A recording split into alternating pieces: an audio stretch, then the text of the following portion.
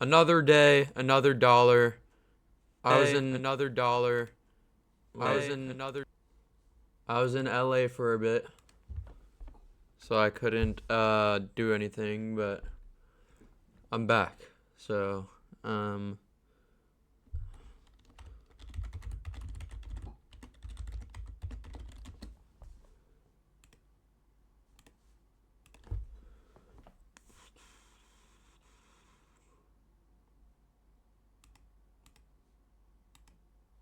right. Now, honestly, I'm just gonna load up a video. Just watch some stuff, you know?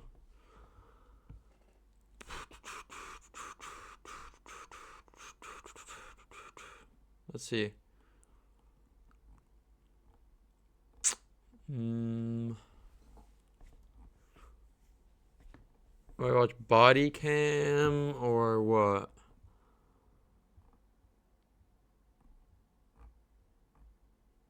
Let me see.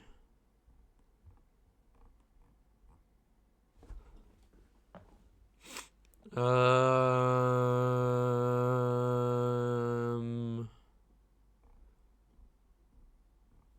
only get Joe Bart, so this is kind of hard to find anything.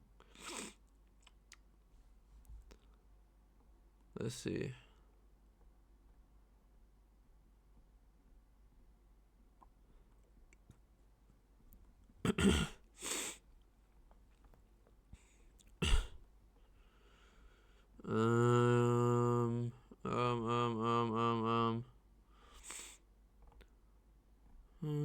Gasoline and a water gun. Dang it, bro.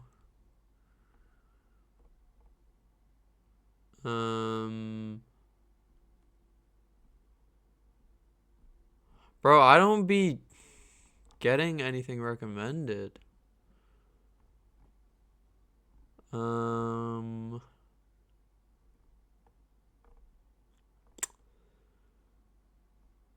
Should we watch the Fresh Boy Swag interview?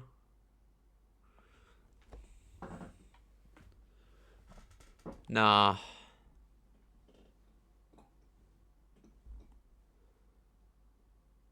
Damn.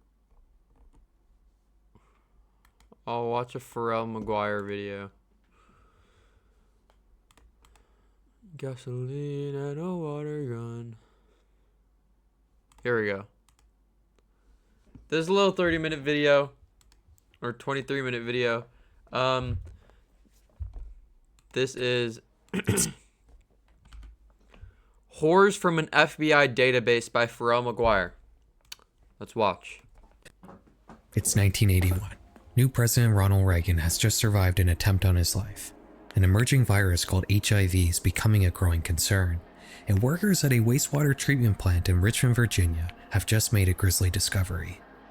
An employee had been walking along the settling basin. Oh shit. A structure Somebody's used gonna to be in there. separate water I'm predicting it. Somebody's gonna be in there. solid material. What he saw would appear to be the body of a young woman. The police were called and the remains were recovered. The woman was young, short and slim, and had a tattoo on her arm reading, DR. A forensic analysis revealed that she had undergone a hysterectomy at some point in her life, which might point to pregnancy complications, treatment for ovarian cancer, or even darker, routine treatment at a psychiatric hospital in 20th century America. Damn. The hysterectomy didn't have anything to do with her death, however. That came Bro, I swear to God, all these like old ass what's it called? Police sketches are so fucking bad, bro. They're like odd as shit. Like, do y'all know that one?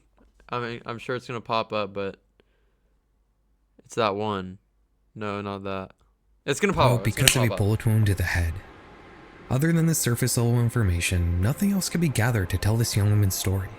So, using 1981 technology, the police made a crude clay model of her head, depicting what she might have looked like before she passed to see if the public might be able to identify her. But nobody ever came forward. With no leads and nowhere to look, the police just stopped investigating. Life would go on the same as it did before. Nobody would ever grieve this woman. Her story would never be told and justice would never be served. She would never even have a name, only ever being referred to as the Richmond Jane Doe.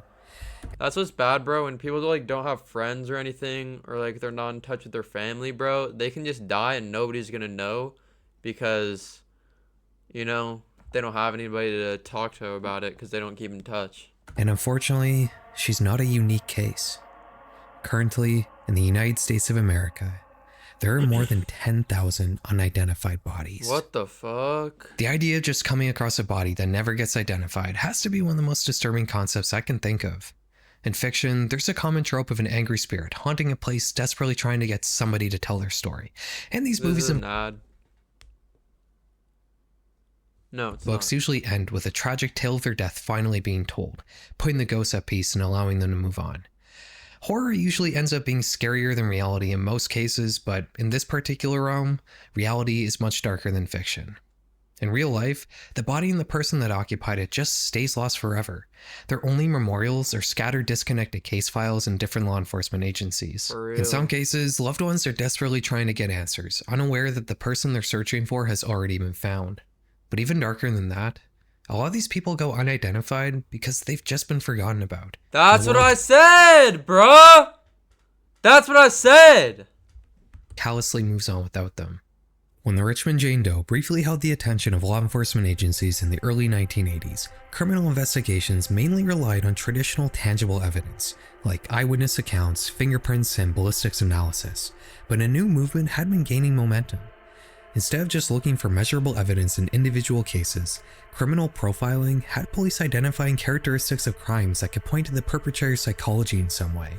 This had law enforcement investigating previously overlooked aspects of crimes, like the degree of control used by the offender, the escalation of emotion in the act, and how organized or messy the crime scene was.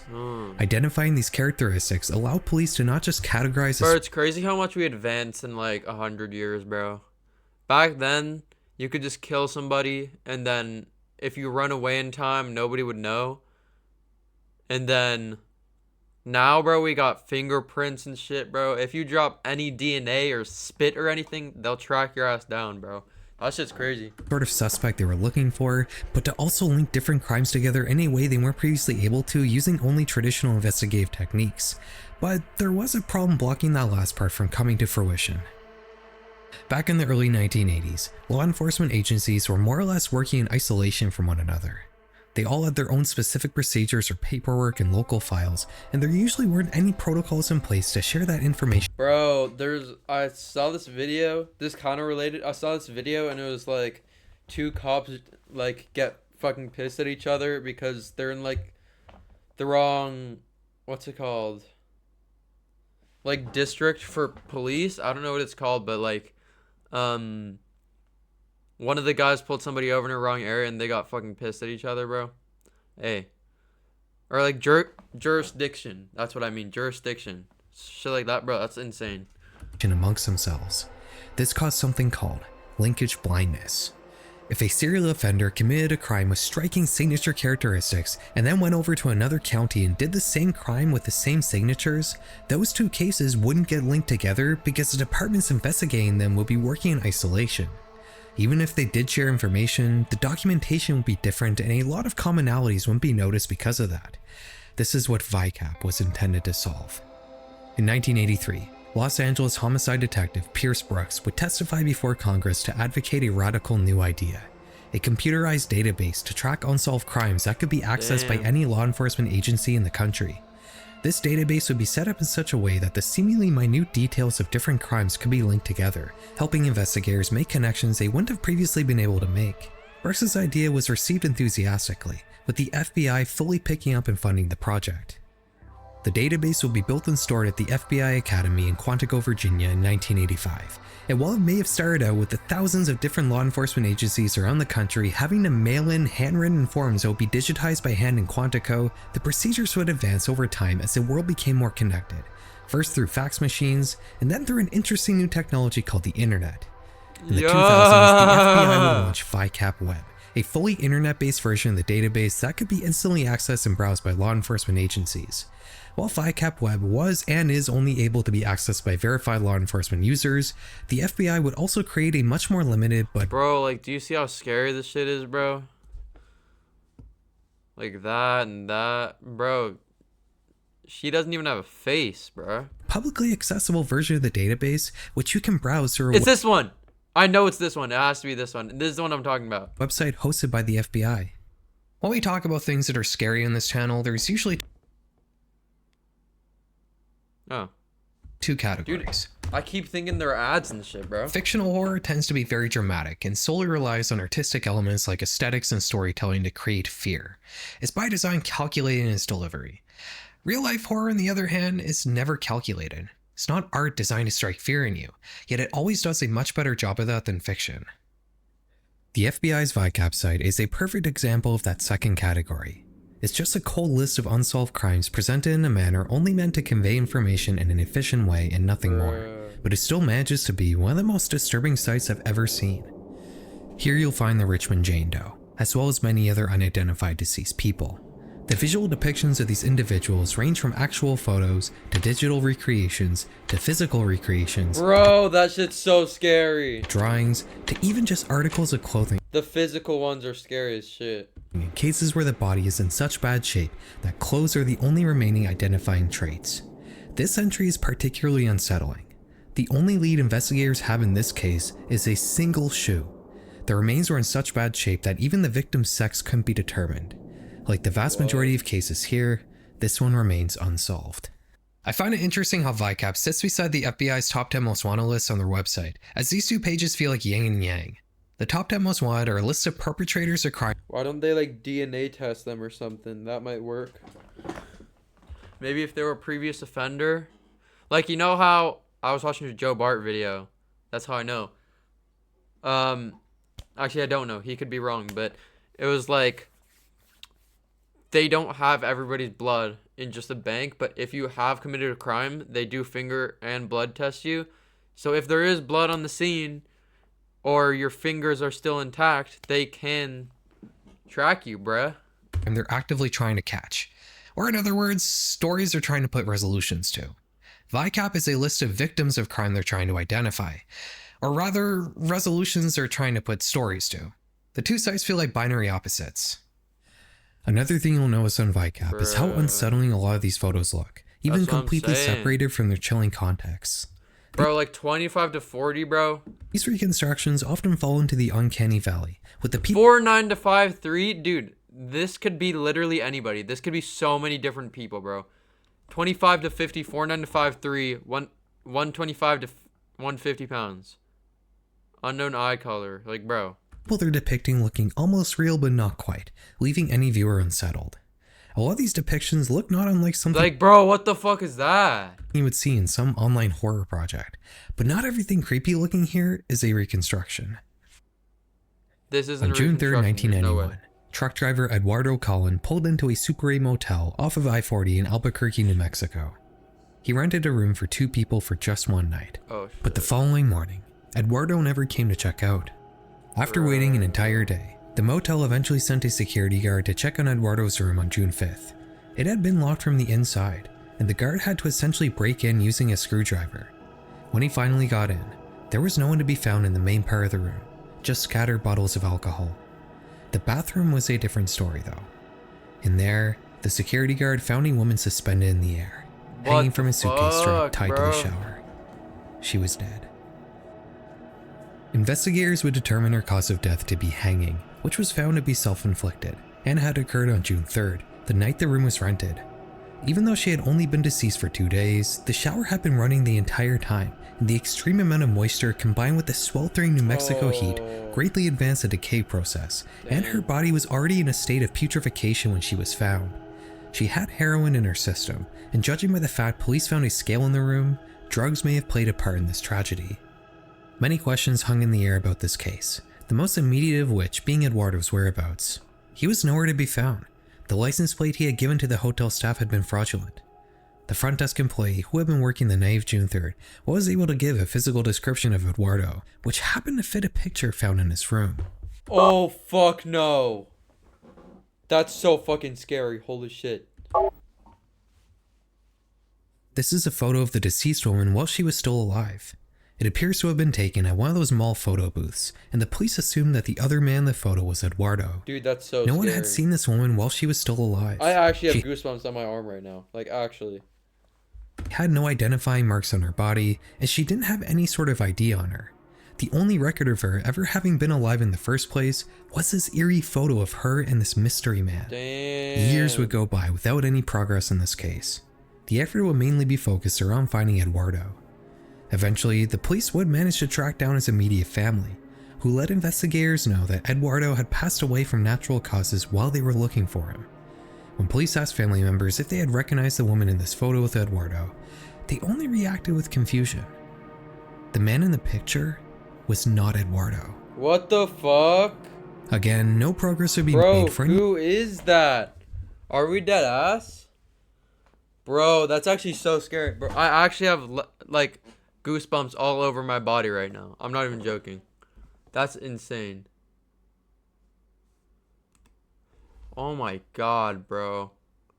That's crazy. Enormous amount of time until 2021, when investigators actually managed to somehow track down the man in this photo.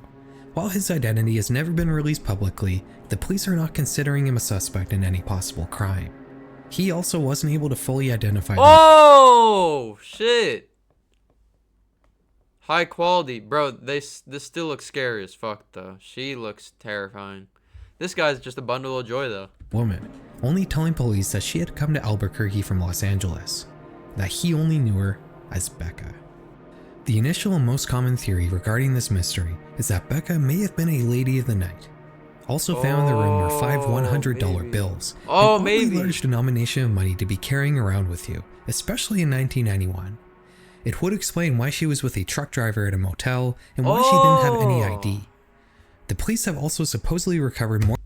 See, what the fuck is this, bro? This is not her. This is a fucking Snapchat filter, bro. More pictures of Becca while she was alive, but haven't released them publicly because of their supposedly explicit nature.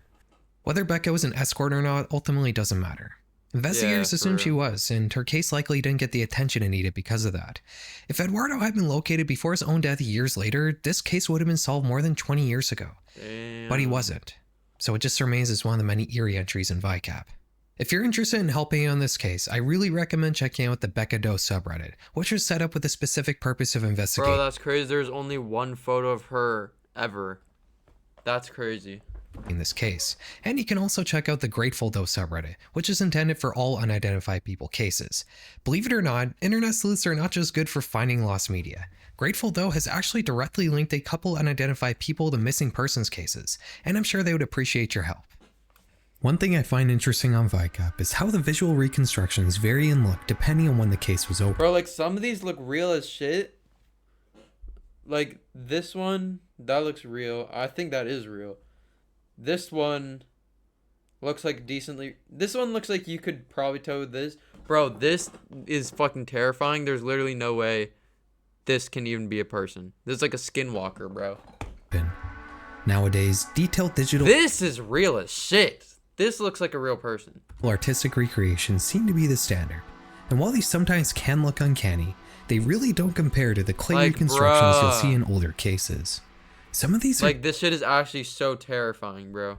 Genuinely nightmare fuel. That's what I'm saying. Made to resemble the victims as this isn't the one, but this looks like the one I'm thinking about. much as possible, but at the end of the day, they all still seem to end up looking somewhere in between life and death. For real. I mentioned the Uncanny Valley earlier. One theory as to the origin of why the Uncanny Valley effect exists in the first place is fear of corpses. Humans may have an instinctual fear of dead bodies to keep us away from diseases that may harm us, and in my opinion, these unsettling clay models perfectly trigger that instinct. It would also seem, based on whatever on this site, bro, the fucking white boy Carl over here. that the worse condition a body is found in, the more uncanny the clay model looks. Facts. In May 1992, a farmer in Boone County, Indiana, was working his fields just like any other Don't tell me day. he found a body. As he worked his way to the edge of He's gonna find a body in the field. his property near the main road, he noticed something laying in the long reeds in the distance. He had a bad feeling and decided to not approach whatever was in front of him, and instead went back home to contact the police. When law enforcement came, they walked down from the road into the reeds, and there they found the decayed body of a young woman. Hey, I'm not saying I'm a psychic, but hey, I can pick up patterns easily. She wasn't wearing any clothes other than a tank top, and didn't Oh, have any damn. noticeable wounds on her body that could point to an immediate cause of death. Her face was so badly decomposed that she was completely unrecognizable. The only Damn. distinguishable characteristics on her body were 2 tattoos, one that said, Mom, and another that said, Love. Investigators guessed that she was likely between the ages of 17 and 24, but other than that, there was no way to identify this woman, and she would be entered into the system as just one more Jane Doe. Oh shit, don't tell me the photo's terrifying. Without anything to go on, police would start Close combing my through eyes. missing persons files in the local area to see if they could find any leads, but none were found. They started investigating nearby truck stops. Maybe this was another case that began with a trucker picking up an escort. After questioning countless workers and passing out flyers to the many people passing through these truck stops though, no leads were found. After a few weeks of investigation, the case was considered to be cold, and the woman would be given a pauper's grave next to the police station, with an Damn. eerie tombstone only reading, Unidentified Female. A year later, police would reach out to a professor at Michigan State University who had been making advancements in facial reconstructions. They exhumed the victim's body, which at this point was nothing more than a skeleton. Nevertheless, the professor did his best to recreate what Jane Doe may have looked like before her Oh, untimely I'm death. gonna close my eyes. Oh my fucking god. I looked through every entry on Bro. VICAP, and this was by White far boy the most Carl, bro. unsettling facial reconstruction I came across. I get that they likely didn't have much Bro, what the fuck is that, bro? information to go on with the extremely poor condition of her head when they found her body, and they were just doing the best they could in what was at the time a still primitive field of forensic science, but I can't help but feeling a little unnerved every time I see this photo. The police Bro, of the places problem is they look like Neanderthals, bro. Like their teeth are really far apart. Their heads are really square and round. Like, bro, people don't look like that. Like, they don't look this, like, dry. They look like cardboard. model in their lobby to see if anybody who passed through it may have any information, but nobody ever did. Bruh. In 2018, they would use more modernized techniques to make Bro, see, this looks like couple a much person. less This looks like a person, but she looks hella, like, odd. She looks like a Karen. unsettling looking facial reconstructions, but these still didn't lead to This is not as unsettling. any new developments. It would seem like the Boone County Jane Doe was just one in an endless line of This is like Ellen. unidentified corpses found in the USA who would never get their story told. But in 2020, that would change. You see, when they exhumed her body in 1993, police had luckily made sure to extract some of Jane Doe's DNA. In 27 Oh my god, that's what I've been saying! years later, they sent it to a forensic genealogy firm for examination, and just over 1 year later, a match was found. Bang. In 1992, the Shinagovsky family in Toledo, Ohio were dismayed when their youngest daughter Maggie had seemingly vanished into thin air. While alarmed, they weren't entirely panicked. Margaret was about to turn 18, and all 7 of her older siblings had left home in a similarly swift manner around the same age. So why wouldn't she do the same? As time went on, they heard nothing from her though. The Shinagovskys' concern grew. They found that she had taken nothing from her room, which was Damn. messy and didn't look like how someone would leave their space before moving out. Maybe she hadn't just left home to start her life. Maybe something happened to her. Her siblings would drive around looking for her, but would come up empty-handed. It's unclear whether they filed a missing persons report or not, but for the next 28 years, Maggie's family had no idea if she was off living her life somewhere or if something horrible had happened to her. But in 2020, their worst fears were realized.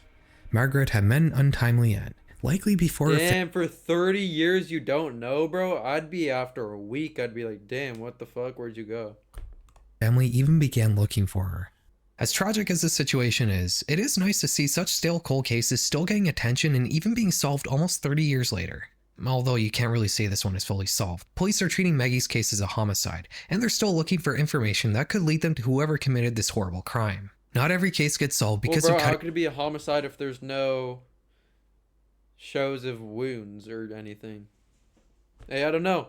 I'm not a detective, but he did say in the video there was no damage to the body. It was just decomposed. cutting-edge forensic techniques. Sometimes they get solved because of ICAP. You might be wondering why the FBI decided to make a public version of this program. Well, that's because public interest has been a key part in getting these cases solved, and VICAP is a great way to publicize these mysteries. Our next case, though, believe it or not, was solved in no small part because of Reddit. Damn! Reddit actually doing something good for once. It's June 26, 1996. Along US Route 58 in rural Virginia, the cars unrelentingly rocket by, each one passing through this liminal space without ever giving it a second thought. A highway is never a destination, it's only a means to get to one. For the occupants of a certain Volkswagen bus, however, this normally transient area would be where their stories would meet an abrupt end. Damn. Greensville County Police were called out to a tree line outside the expressway, where they found a van which had crashed head-on into the trees after seemingly veering off the road. Inside it were two young men. They were not wearing their seatbelts. The high-speed collision had taken their lives. Damn, wear your seatbelts, guys. The driver was quickly identified as 21-year-old Michael Hager from South Carolina, and police believe the crash likely occurred because he had fallen asleep while driving, as there were no drugs or alcohol in his system. The other man in the car, though, was not carrying any ID, and on top of that, his face had been severely disfigured in the crash, making visual identification next to impossible. Police contacted Hager's family to tell them the bad news, and to also ask if Michael had been traveling with a friend. They said he wasn't, and they also didn't recognize his passenger. A theory developed that this man may have been a hitchhiker that Hager had picked up somewhere along his journey, possibly because of a shared interest. The mystery man had been wearing a tie-dyed shirt when investigators found him, and they also found 2 ticket stubs for a Grateful Dead concert that had occurred 2 nights prior. Hager had not attended the concert, but he was a Grateful Dead fan. Dang. It's possible the reason he stopped to pick up a random hitchhiker was because they were both deadheads, members of a counterculture movement revolving around the Grateful Dead. Also found on the man's body was a handwritten note. It read, To Jason, sorry we had to go. See you around. Call me. Carolyn O. and Carolyn T. At the end of the note was a phone number that was unfortunately incomplete. His name's Jason. Making it impossible for investigators to follow up on, but it did give them one important clue. This man's name might be Jason. Really? Unfortunately, this was the extent of the leads police had to work with at the time, and the case almost immediately went cold. Yet another eerie clay mock-up would be made along with the police sketch, and investigators that low-key looks kind of real. Would ask for the public's help in identifying who this man may be, but nothing would happen for another 17 years. In 2012, the National Center for Missing and Exploited Children will make a better and more modern reconstruction of Jason's likeness, and the public would once again be asked for help. A subreddit would be created called Grateful Doe, which I already mentioned. Internet sleuths here would tirelessly search social media looking for matches. Eventually in 2015, some photos greatly resembling the reconstruction would be found. Oh, and that's the same shirt too. Bro, damn, this guy looks jolly as shit. They were posted by the former roommate of the man in these pictures, who said his name was Jason. Unfortunately, the roommate couldn't remember his last name, but this was still an extremely promising lead. The roommate goes on to describe Jason. His name's Jason, and he likes Grateful Dead, and he's white. Bro, that means it's the guy. As a laid-back teenager who was into surfing and the Grateful Dead. He had a lot of close friends, but sometime in 1995, he would just vanish without a trace. Dang. Mainstream news would start reporting on the story, and Jason's mock-ups and pictures would be shared far and wide on pretty much every social media site. And soon enough, a breakthrough would be made. Dang. OMG, this is my son Jason Callahan from Myrtle Beach, South Carolina. I've been looking for him all this time with no luck. Today my other son saw this FB page, and after all these years been praying for him just to call me or come home. Please inbox or message phone number to contact me. Damn, that's sad. Jason's last name was Callahan, and when he had turned 18 in 1995, he decided to leave his hometown of Myrtle Beach, South Carolina to explore the country on his own. Dang. Eventually, he stopped contacting his mother, who had assumed that he had just started a life somewhere. He had come from a broken family, and it's not that unusual for children of divorce to estrange themselves from their parents. Unfortunately, though, this wasn't the case for Jason Callahan, as his life was put to an end before it could really even begin. Like we talked about earlier, the Grateful Doe subreddit would be used after Jason's case was solved to help out with other cases of unidentified bodies, one of them being our final case for today. In October 1995, in the sleepy town of Brewster in New York State, the body of a middle-aged man would be found in the woods outside an abandoned schoolhouse. Oh shit. The police would be called Is out this to the schoolhouse? investigate and quickly found evidence that this man had put an end to his life by his own hand. Dang. He had no identification on his body, but despite this, his face was still in perfect condition. You'll notice that this is the first case we've talked about today where the victim's face hasn't been disfigured in some way. This is rare. Usually a big Bro, reason they don't know who he is, but they have his face. Bro, this should be like low-key really light. Especially if this is more recently. why people can't be identified is because nobody knows what they might have looked like before they passed on. Investigators would have a much easier time making an accurate reconstruction in this case. And even more than that, this man has a very recognizable face. Surely someone would be able to recognize him, right? Well, someone did. 2 days prior to his body being found, a worker at a curtain shop had sold 2 expensive blankets to this man in the nearby town of New Rochelle. He was then seen taking the train to Brewster on the Metro North Railroad. Unfortunately though, these witnesses couldn't give any clues to this man's identity, and they were the only ones who ever came forward. Despite an extensive investigation and having a very accurate looking facial reconstruction, this John Doe has never been identified. Dang. The police have made numerous public appeals, the latest being a VICAP alert sent out in 2020, but no accurate leads have been found since the 90s. The main theory I've seen regarding this case is that this man possibly traveled from New York City to a small out-of-the-way place in a less populated area of the region to end his life, and purposely threw away his ID so he would never be identified. New Rochelle is on the way from NYC to Brewster, and the man is also considered to be of Latin American descent, with New York City having the state's most significant population of Hispanic people. The idea of traveling to an out-of-the-way place to put an end to your existence with the intention of never being found. Hey, don't commit suicide, bro. Hey, rest in peace. It's not just terrifying, it's also tragic. Everything you've ever done, every other life you've ever touched, your entire story gets boiled down and reduced to a physical thing. A corpse without a name. The VICAP site to me is not just the most chilling site the FBI has, it's probably the most unsettling site I've visited, period. Damn. Becoming unidentified is a very certain kind of terror, and I can't imagine the state of mind somebody would be in to purposely choose that as their exit. It goes without saying, but if you happen to recognize any of the 3 stolen solved John and Jane Does we talked about today, please make a post on the Grateful Doe subreddit. They know how to get in touch with investigators. I'll also restate something I said earlier. If you're into solving internet mysteries and looking for lost media, maybe consider joining Grateful Doe and help look for lost people as well. That's it for today, guys. Have a good night.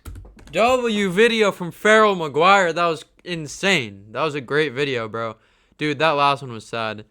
Seems like a reasonable. Yeah, I spent a lot of time on Doe missing persons obituary. Missing, and it turns out he was alive in an elderly care facility because he was illiterate and didn't know how to. Damn, he's still kicking. Crazy. Reconstruction identity kid looks so rare. He's confused me. Your copy shows reconstruction. On the point, but actually seems like you. Yeah, facts. Yeah. Well, any sort of reconstruction would be helpful. The final bear broke victim. Oh, they found him. Ray Rasmussen. Unfortunately, Mother Pepper Reed remains missing and almost certainly a victim to the same monster. Damn, rest in peace, Ray Rasmussen and Pepper Reed. Hey, W video, that was a great video. And to YouTube, hey, peace out. Thank you for watching. What do we do now?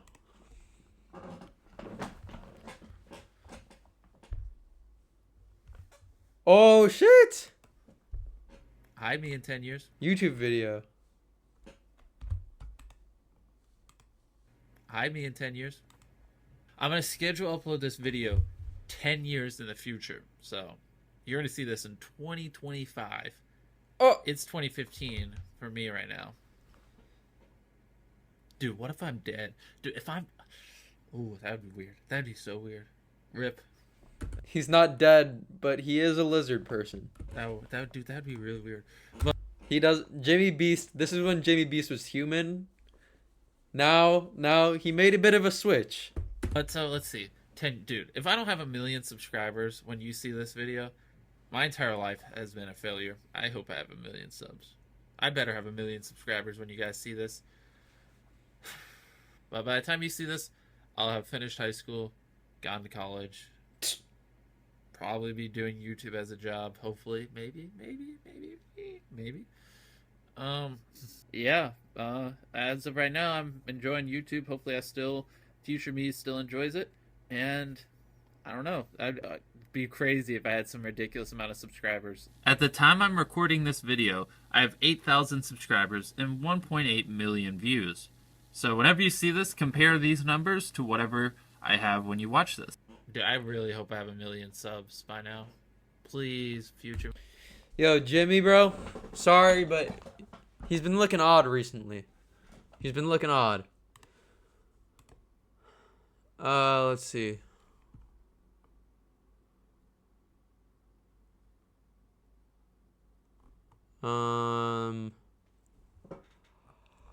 Oh.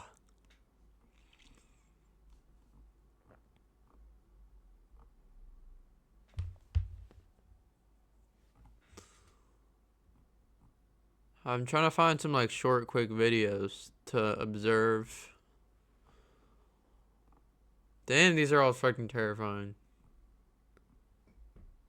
I see burlap in the forest.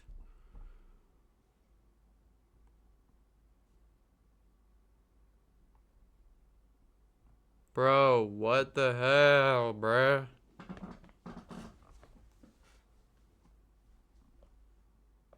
Trying to find a good ass video to watch. I see burlap in the forest.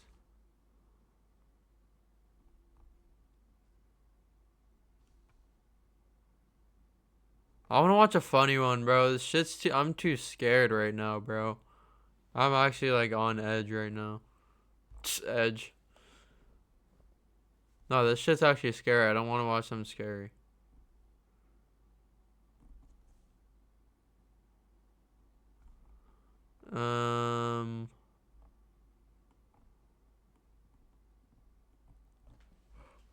Are there any funny videos? We should watch Xiaoma. Let's watch some Xiaoma.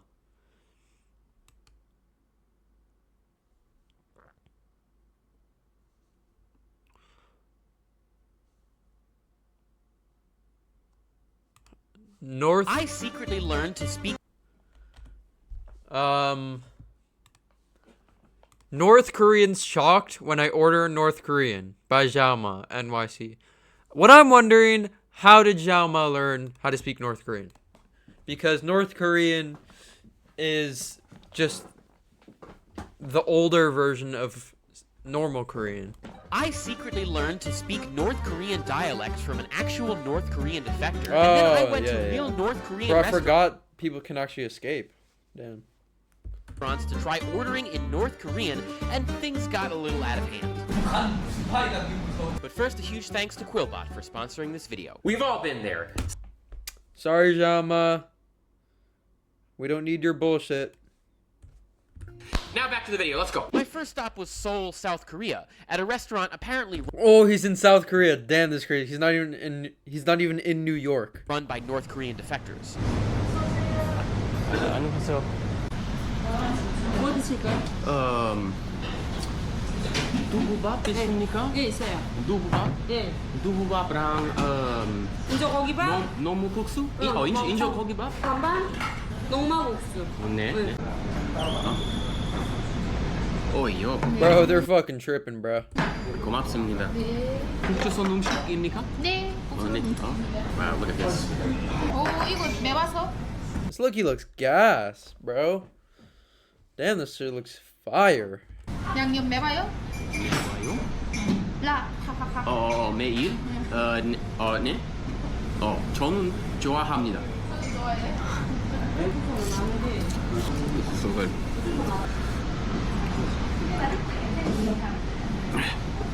Bro, I swear, Xiaoma like a year ago looked like a kid.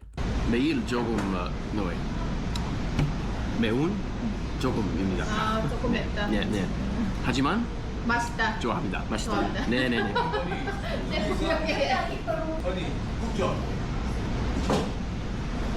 한국, 베트남, 미국. 미국에서 왔습니다. 하지만 미국 놈 아닙니다. 미국 놈 아닙니다. 예. 저는 남조선의 처음 Bro, this is insane. I have no idea what they're saying. And I'm Korean. 처음입니다. 처음입니다. 처음이라고? 처음입니다. 네. 말 잘하네요. 네. 사람?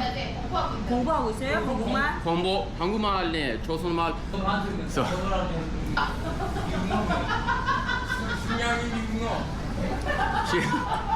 아닙니다. Bro, he's actually tripping, bro. Were you sent by North Korea? Insane, bro.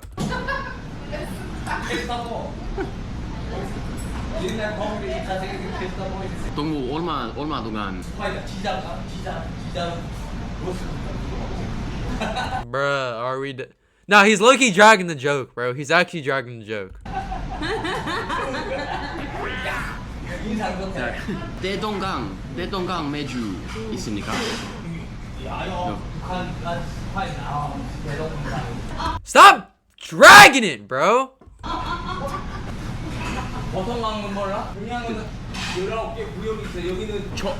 초선호 조금 합니다. 중국말 잘하신다면서요? 중국말 네 잘해요? 잘해요. 네. 你是中国人吗？哦，你是中国人。哎呦， Bruh. Dude, Zhao Ma actually top 3 language. What am I saying? Top 3 language people. What the fuck am I saying? Top 3 people that know languages. 我就听不懂大家。 He's like Black Widow. If Black Widow was like a little guy from New York. 정말은 잘 안 해. 终于可以帮我翻译了。我35살입니다. 35살입니다. 네. That's what I'm saying. 북조선 음식 마고 본 적 없습니다. 네, 처음 먹었습니다. 네. 먹어봤어요? 처음 먹었어요. 맛있습니다. 네. 아,我来点嘛。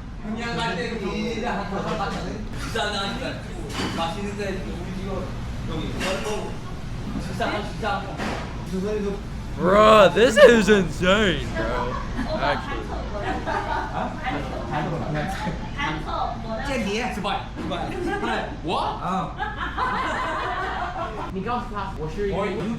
북조선에서 왔어. 네. 도망쳐서 감옥에서.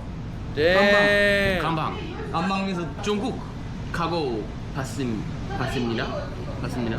중국에서 왔는데 중국을 해서 중국 왔다 갔다 브로커 너스 그래. 그래. 거기서 왔지. 평양. 평양. 있습니까? 태국.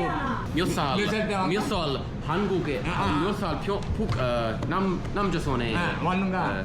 두기나이. 서른아홉. 궁금합니다. 아 궁금하다. 네. 북한은 겨울집이나. 저는 미국 놈입니다. 저는 미국 놈입니다. 왜냐면 북조선에서 갈수 북조선 누가 많은데 미국 놈이라고. 미국 놈 저는 공부 잘한다. 공부 쉽습니다. Dude, I don't... This is confusing, bro. When he talks in Korean, he starts to look Korean somehow. IQ 높고 EQ도 이제 쫙 그래. 만나서 반갑고 지구 서울 가고 어떻게 갑니까? 내가 알려주지. 서울? 아니. 한국말 조선말을 잘하고. 이거 조선말 네 조선말 입kur수 갑니다. I thought he was saying goodbye, but things were not over. 우리 기사하는 거. 저는 서울에서 처음입니다. This is too much for me to understand right now, bro. I can't pick up all this language, bro. Bro, this is so much to learn. Damn.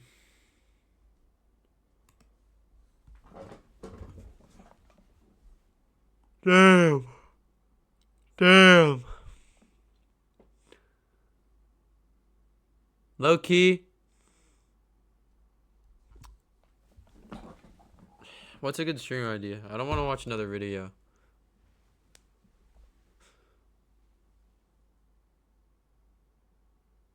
Nah,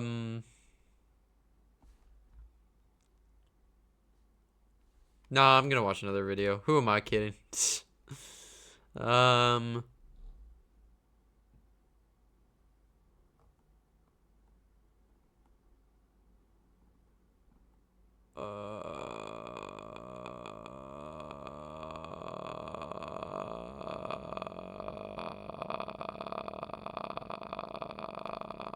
Let's see.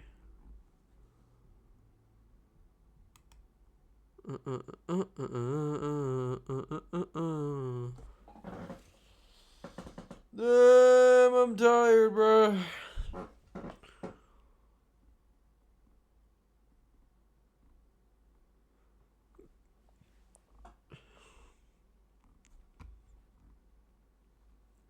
I have an idea. I'm gonna make a beat. Let's do a little beat making segment of this stream. Let's go.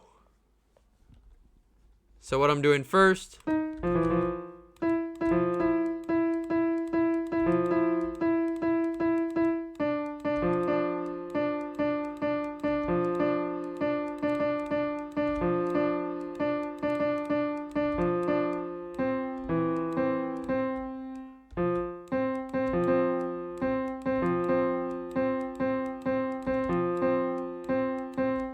Alright, that's fire.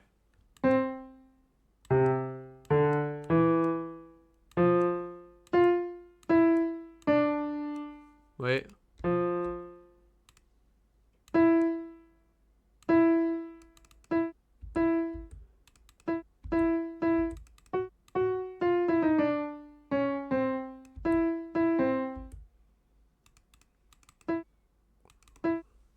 Oh, this is about to be heat.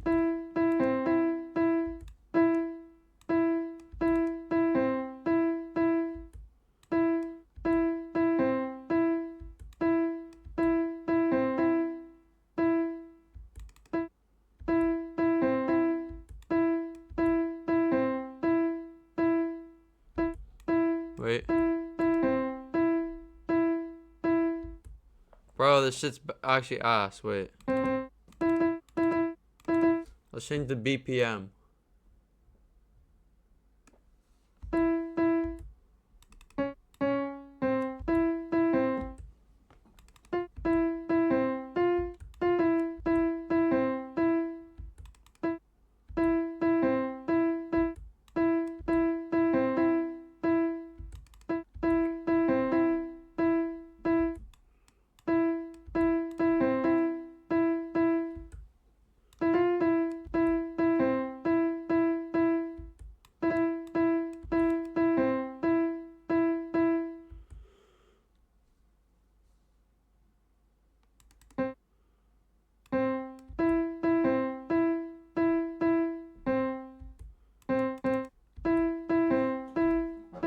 Nah, fuck. This is so bad. Wait.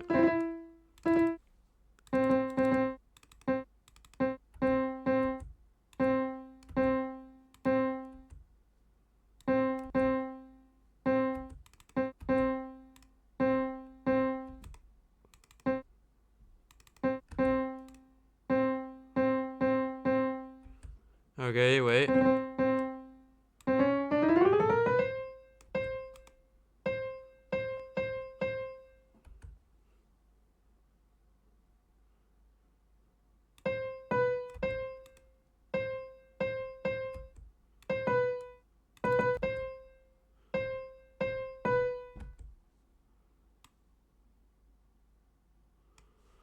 Okay. Bro, I'm in flow state.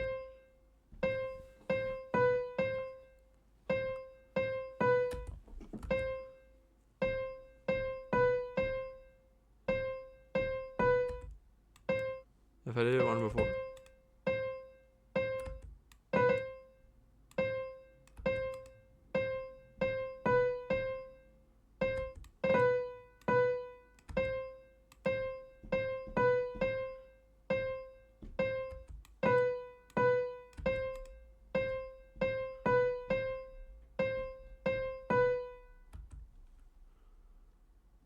Fuck.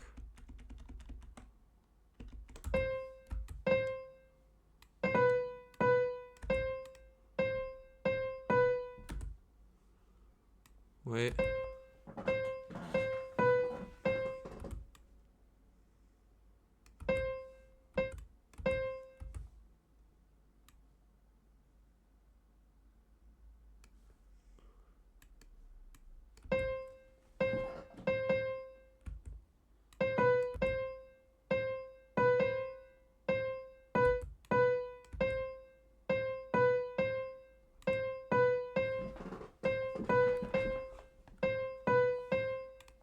Yeah, yeah. Wait, this is hard.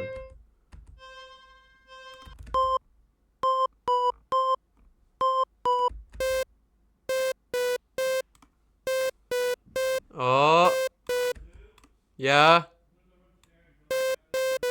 Okay.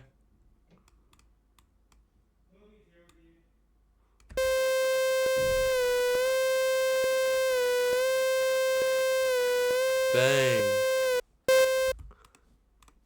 And then I'll teach y'all how to stack it.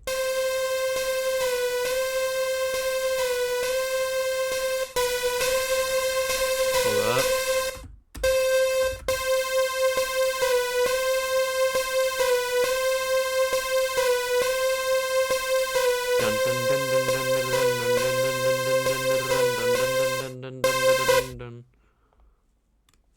This is meta. I'm actually best producer of all time.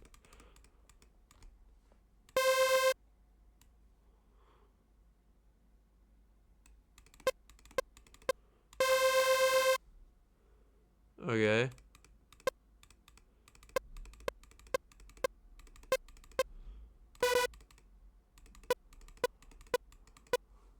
Wait.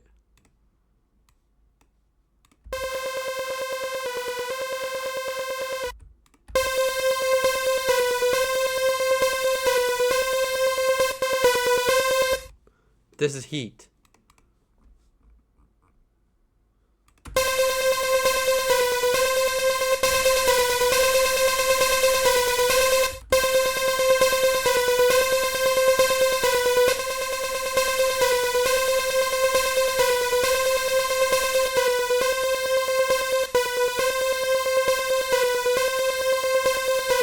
Alright, now let's duplicate this.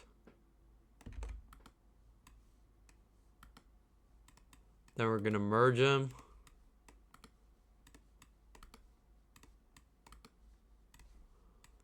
Then we're gonna wait. Add assembler.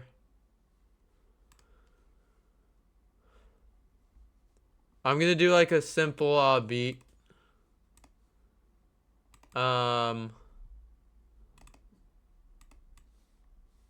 Wait, let's listen to this.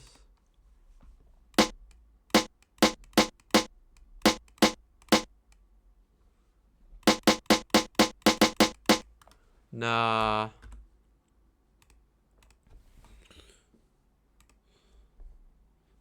Should I use like a rock snare?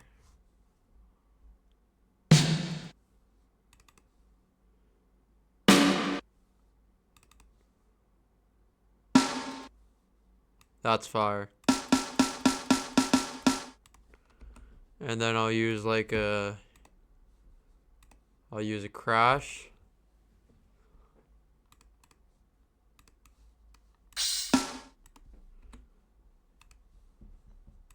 Oh, this is about to be fire. And then I'll use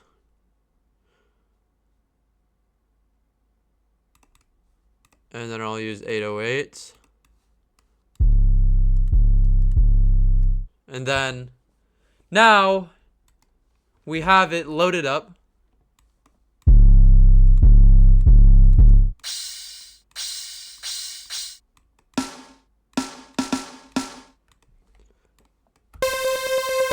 So I have a better idea actually for this. I'm gonna use, and then instead of that, I'm gonna be using the lead. Where is the lead?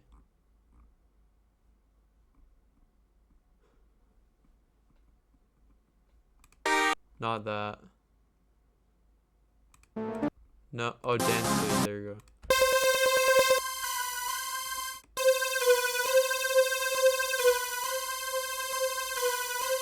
Nah, get rid of this.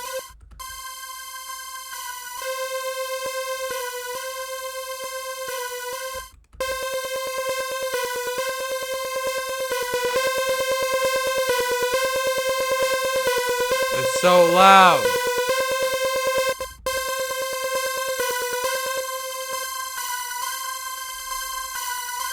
I'll get rid of that.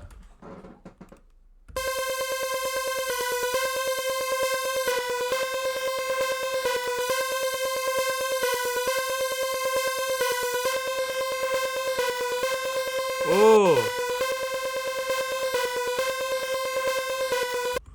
All right. Let's get to the beat.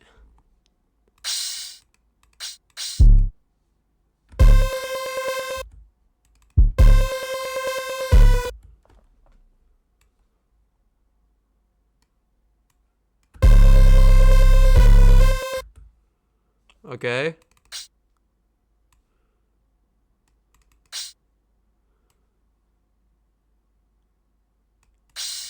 Bang. Now I need to duplicate that and then merge it so we can add the snare.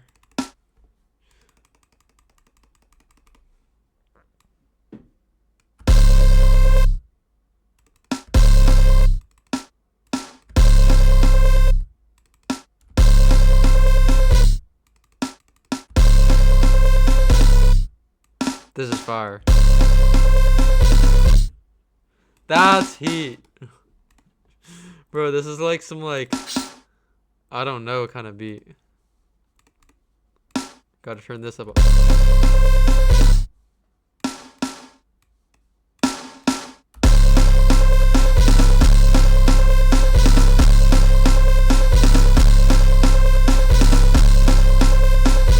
This snare is fucking dookie.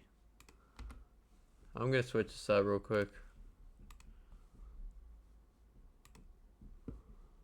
I don't know why I'm using the snare.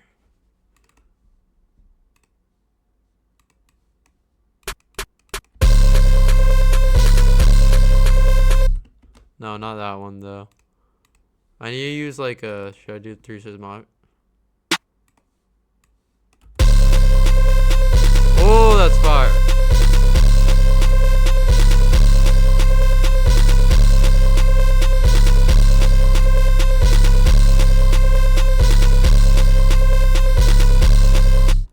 I do need to add some more stuff. I'll do like a triangle. And then I'll do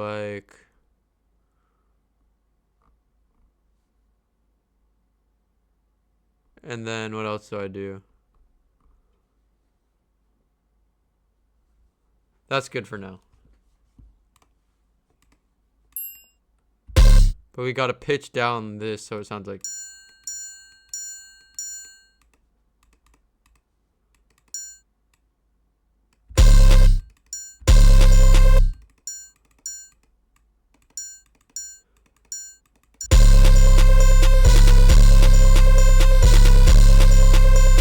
Oh, that's tough.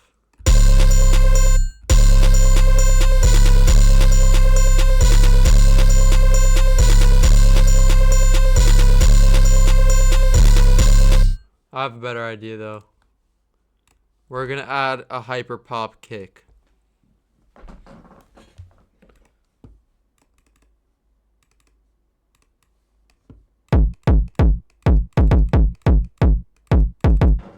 That's fire.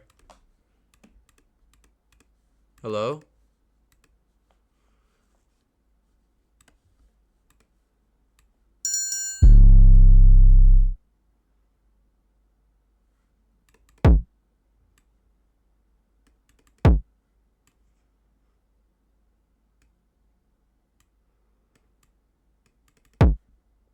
Dude, my head just buzzed.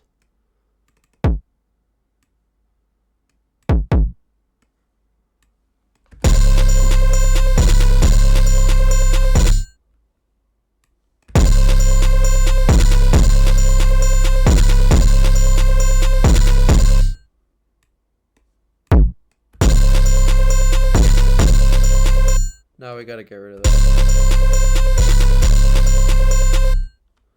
Alright, well.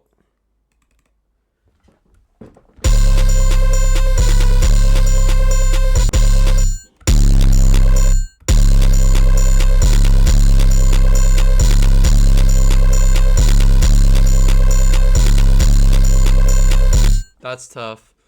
So what we're gonna do now is I'm just gonna put that there, put that there.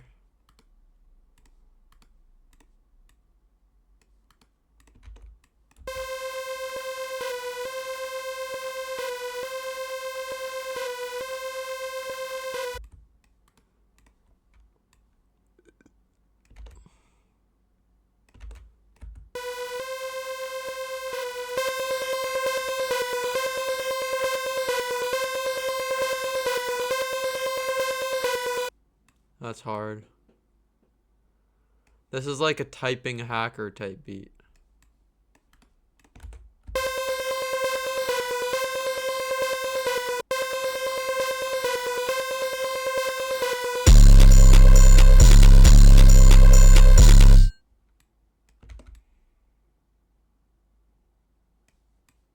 Bang. It's really easy, honestly. It's really just simple work for me, you know.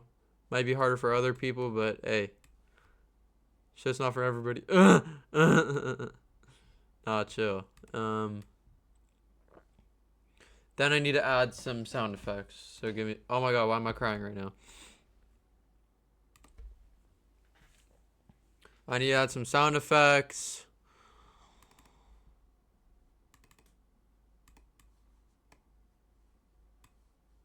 We're gonna add the money counter, car crash, and we'll do air horns, and we'll also do plug MB keys sound, maybe, and then we'll also do night vision.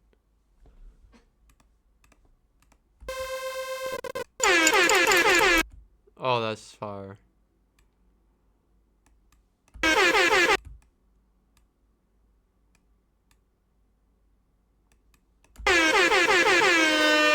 How about let's get rid of that. This isn't like an air horn type beat.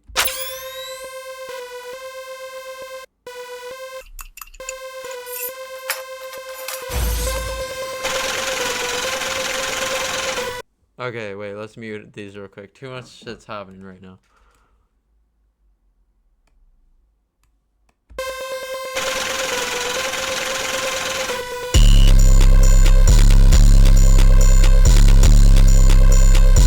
Oh!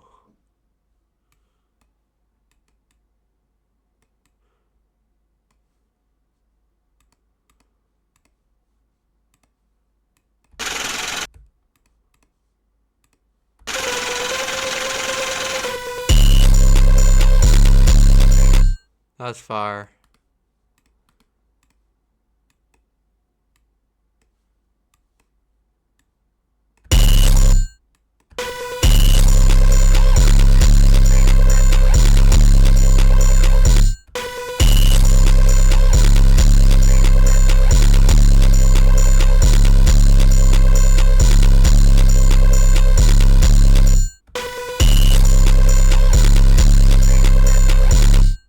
How about instead of that we do one of these?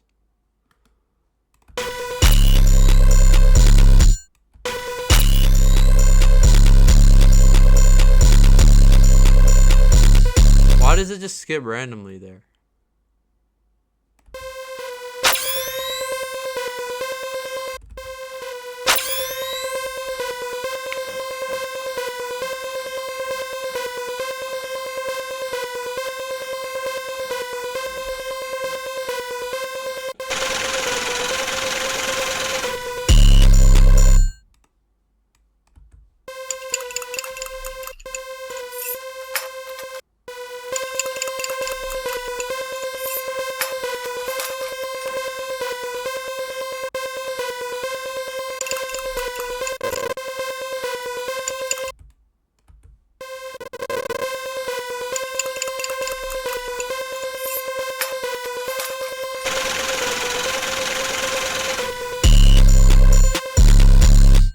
How about we shorten this shit up a bit?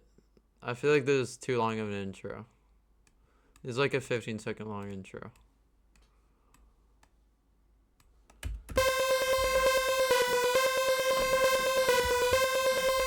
Bang.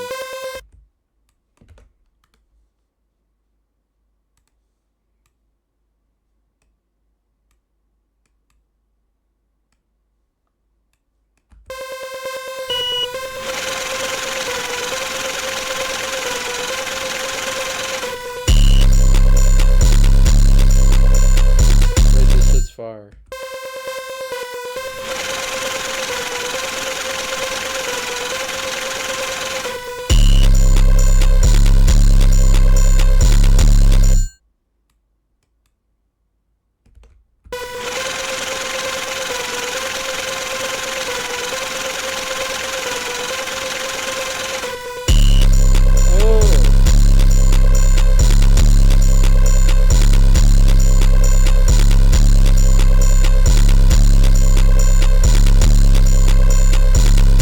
Why does it sound like that? Wait.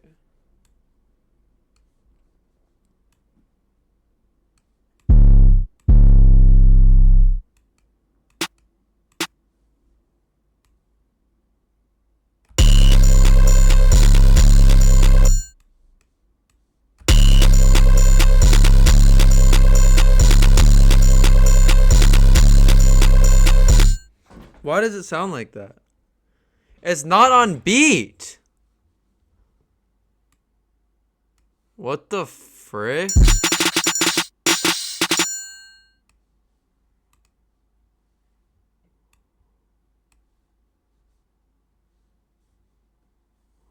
Wait, fuck. It's not on beat at all. That's like a full thing behind.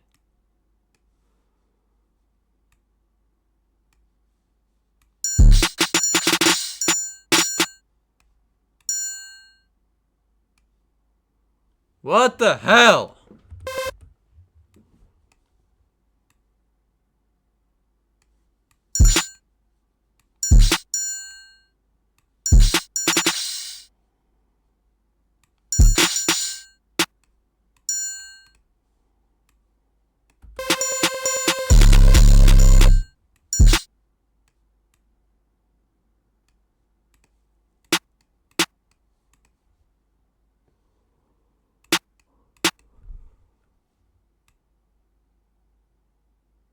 All right, now let's see.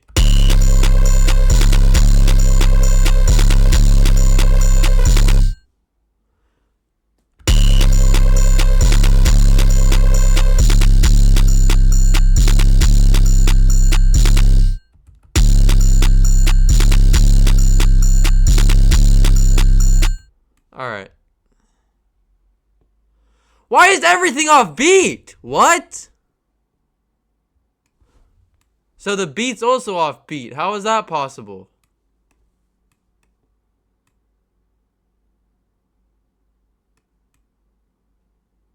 What the fuck? Let's just wait.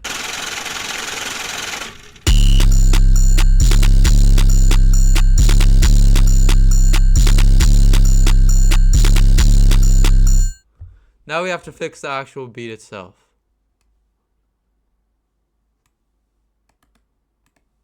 So a quick fix for that is just to do this and completely get rid of the old beat. So instead, it's gonna sound like this.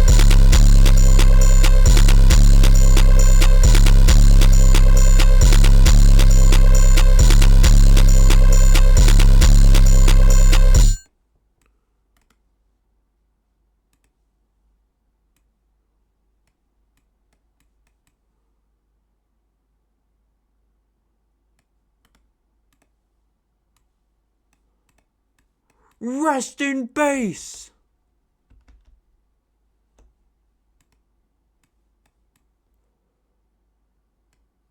Is there a fucking problem that we have right now?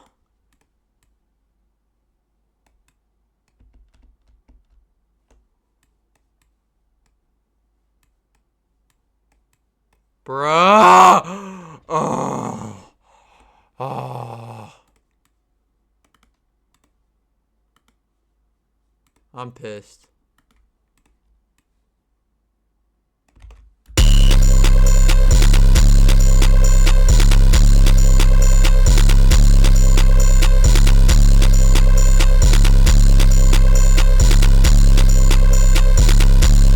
Osa Mason. Twitch stream beat.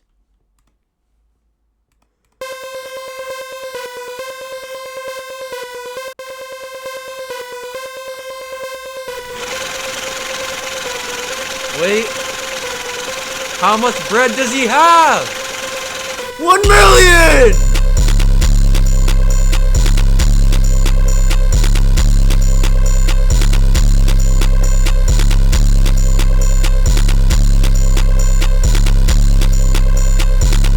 Oh, this is fire. That shit is fire. That shit is fire, bro. That shit is fire, dude. That is fire, bro. On God, dude. Hey. That was fire, bro. But, unfortunately, we have to come to an end. So, I'm going to raid Joe Bartolozzi. If I can. Does Joe allow raids? He fucking better.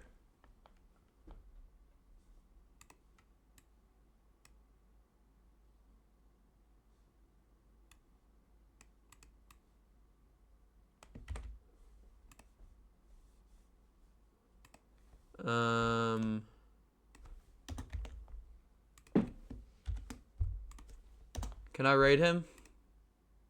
Damn it! Alright, guess I'll raid Adapt.